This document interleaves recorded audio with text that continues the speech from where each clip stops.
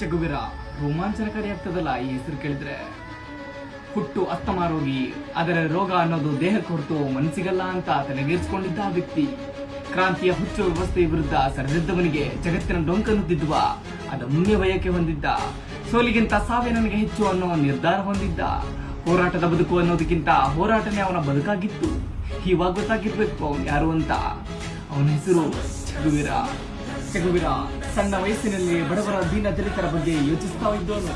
1948ರ ಹೊತ್ತಿಗೆ ಚಗುವಿರ ವೈದ್ಯಕೀಯ ಶಿಕ್ಷಣ ಪಡೆಯೋದಕ್ಕಿಂತ ಬ್ಯೂನಸ್ ಐರೆಸ್ ಯೂನಿವರ್ಸಿಟಿ ಸೇರ್ಕೊತಾನೆ. ಆದರೆ ಬೆಂಚ್ ಮೇಲೆ ಕೂತು ಯಾರೋ ಬರೆದಿರೋದನ್ನ ಅವನು ಓದೋ ಬದಲು ನಾನೇ ಇತಿಹಾಸ ಬರಿತೀನಿ ಅಂತ ಇತಿಹಾಸ ಸೃಷ್ಟಿಸೋಕ್ ಹೊರಟ. 1951ರಲ್ಲಿ ಯೂನಿವರ್ಸಿಟಿಗೆ ಪತ್ರ ಬರೀತಾನೆ, ನನಗೊಂದು ವರ್ಷ ರಜೆ ಕೊಡಿ ಅಂತ.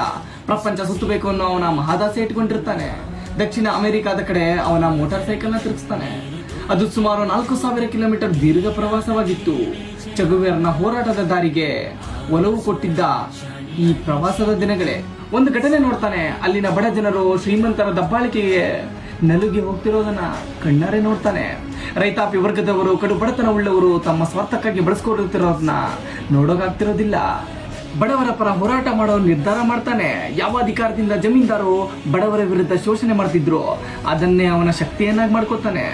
ಕ್ರಾಂತಿ ಇವಾಗ ಸ್ಟಾರ್ಟ್ ಆಯ್ತು ನೋಡಿ. ಅಂದಿಗೆ ಕ್ಯೂಬಾದ ಆರ್ಥಿಕತೆ ನೆಲಕಚ್ಚಿ ಹೋಗಿತ್ತು. ಆಹಾರ, ನೀರು, ವಸತಿ, ಶಿಕ್ಷಣದಂತಹ ಮೂಲ ಸೌಲಭ್ಯ ಸಿಗದೆ ಜನ ಕಂಗಾಲಾಗಿದ್ರು. ಕ್ಯೂಬಾದಲ್ಲಿ ಬೆಳೆದಿರೋ ಕಬ್ಬಿಗೆ ಏಷ್ಯಾ, ಆಫ್ರಿಕಾ, ರಷ್ಯಾಗಳಿಗೆ ಮಾರೋ ವ್ಯವಸ್ಥೆ ಮಾಡ್ತಾನೆ.